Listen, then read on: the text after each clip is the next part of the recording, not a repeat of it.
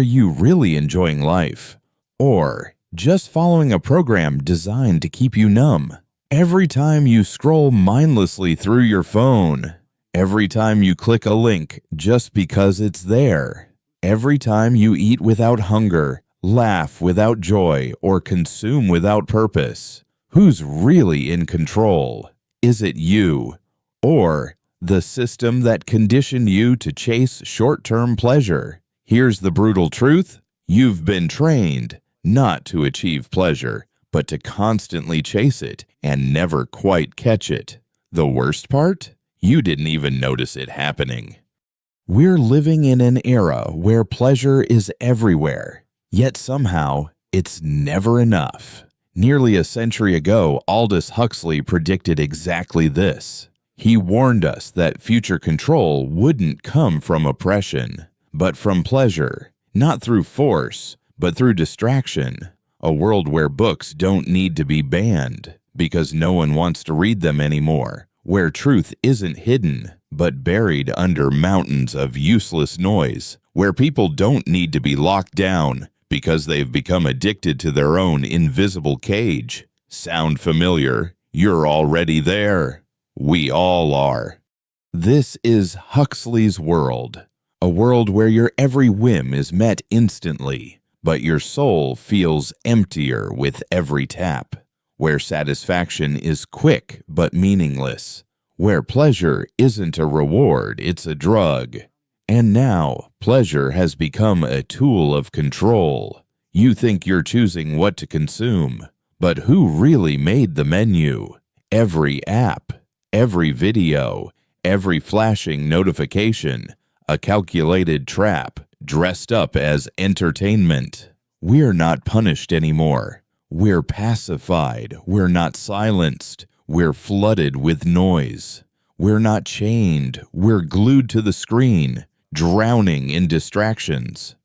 And, like any addiction, you're not even chasing the pleasure itself. You're chasing the next hit. Food isn't nourishment. It's dopamine dressed in sugar and fat. Social media isn't connection. It's a flood of likes designed to keep you clicking. Content. It's not knowledge. It's anesthesia. They've sold us the lie that pleasure is the goal. But what if it's the poison? Aldous Huxley saw it all coming. He didn't warn us about tyranny. He warned us about comfort. And here's the deeper danger. Every cheap thrill you indulge in makes it harder to feel real joy. Kids can't focus on a page anymore, but they can binge mindless clips for hours. Adults hate silence. They need background noise just to function. Relationships, they fall apart because who needs effort when fake intimacy is just a swipe away? Effortless pleasure destroys the will to pursue what truly matters. And here's the paradox. The most meaningful pleasures in life, love, purpose, achievement, require struggle. But the easier it is to get pleasure, the less satisfying it becomes. Why is love so disposable now? Because it's been replaced with options. Why do people stop chasing big dreams? Because instant gratification is easier. Why are you never fully content? Because quick fixes can't fill the void. This is how pleasure becomes a weapon. It distracts you, addicts you, and numbs you while your real life quietly slips away. And here's the real question. Pleasure isn't the problem, but what is the price you're paying for it? No one ever taught you how to endure silence. No one prepared you for boredom. No one told you that real life, the one truly worth living, isn't a highlight reel of thrilling moments, but a slow-burning series of challenges. You were sold a lie, that life must always be stimulating, easy, pleasurable. So now, the moment something requires effort, you panic. If studying feels dull, you quit. If a relationship hits a rough patch, you walk away. If a dream needs discipline and patience, you leave it for later. But that's not laziness. It's conditioning. The modern world has taught you that discomfort is wrong, that frustration means failure, that silence is dangerous. But the result? We've created a society addicted to distraction. People who can't go a moment without a screen, who flood every quiet space with noise, who confuse comfort with happiness, and then wonder why they feel so empty. Here's the cruel paradox. The easier pleasure is to get, the harder it is to feel joy. Your brain was never built to handle a non-stop flood of rewards. When everything is pleasurable, nothing feels special. When everything is immediate, nothing has value. And when everything is easy, life starts to lose its meaning. And so we keep increasing the dose. The next video, the next message, the next shiny thing that will numb us for a second, while the void inside grows deeper. But here's the real danger. This isn't just about lost happiness. It's about the loss of your mind. Because a mind addicted to quick pleasure can no longer think critically. And that, from a social control standpoint, is the masterstroke. Keep the people entertained, and they'll never notice what's being taken from them. Remember when you could focus for hours, when you could read for joy, when you could sit quietly without feeling anxious? That's not just nostalgia. That's a skill you've been trained to lose. Every app, every algorithm is designed to hijack your brain, to make you reactive, not reflective, to turn you into a passive consumer, not a conscious creator. Because someone who can't concentrate can't learn. Someone who can't tolerate boredom can't grow. Someone who can't think clearly can't resist. And that's the point. They don't need to censor you. They just need to drown you in distractions. They don't need to lock you up. They just give you a cage made of endless dopamine. Aldous Huxley said it best. The love of servitude will be our destiny, but this servitude won't come from force. It'll be chosen, wrapped in the illusion of freedom. And how do they achieve it? Saturation. They tell you freedom means having choices, so they give you millions. 1,000 shows, none fulfilling. 1,000 songs, but no emotional resonance. 1,000 potential partners, yet every relationship feels hollow. You think you have options, but all you really have is distraction. And when everything is fast, replaceable, superficial, nothing really matters. That's the trap.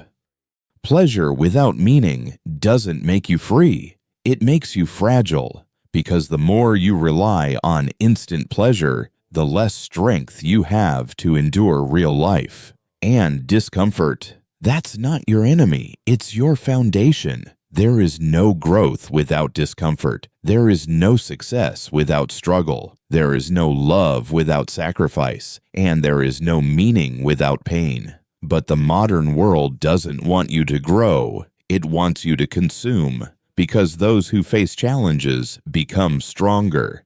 Those who endure discomfort become free. And those who resist instant gratification become dangerous. Dangerous to the system because they no longer need its cheap pleasures.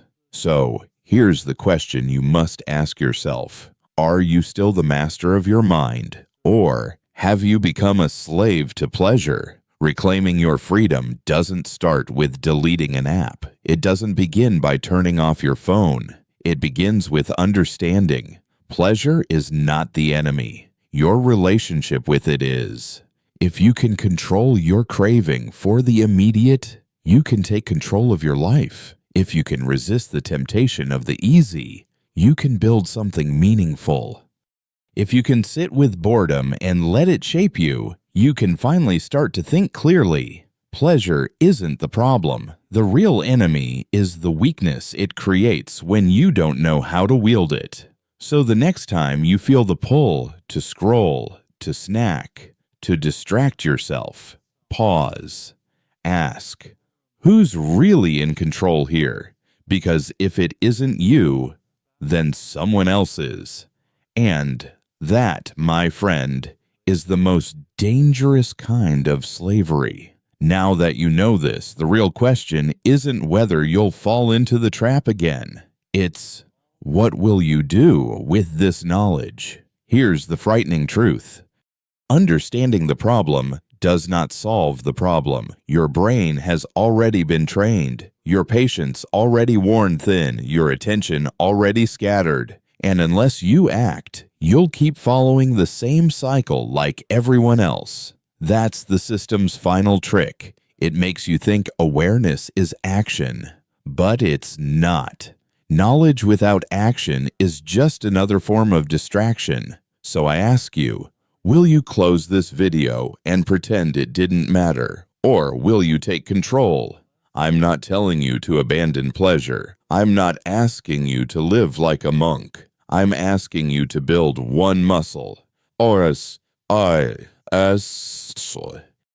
most valuable muscle you'll ever have. Self-control, the strength to stop, the courage to say no, the power to escape the cycle before it consumes you. Because if you don't learn to master pleasure, pleasure will master you. Here's what no one tells you. The most successful people, the ones who create, who lead, who live with purpose. They're not the most gifted, they're not the luckiest, they're not even the smartest. They are the ones who learn day after day, moment by moment, to resist the pull of the easy, to embrace the discomfort of the necessary, to say no when others give in. They're not born this way, they build themselves. So here's the challenge.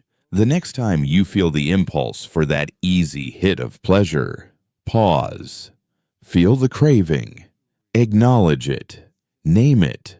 A chain on your mind. And then choose, will you obey it? Or will you break it? Because every time you resist, every moment you prioritize what matters over what tempts, you are teaching your mind to be free.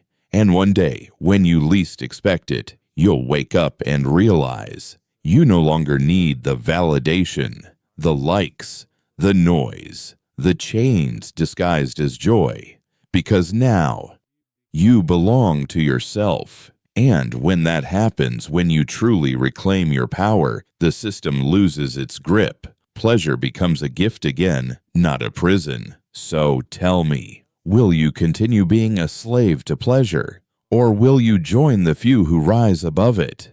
If you're ready to choose freedom, write this in the comments. I take control. Say it for yourself. Declare it publicly. That's your first step toward real change. And if this video lit something inside you, if it challenged you, if it opened your eyes, subscribe. Not for cheap motivation, not for fake hope, but for truth. Because only truth, even when it burns, can set you free. Now go, but don't go back to sleep. Live awake, live intentional, and remember, real power is the ability to delay pleasure and do what matters instead.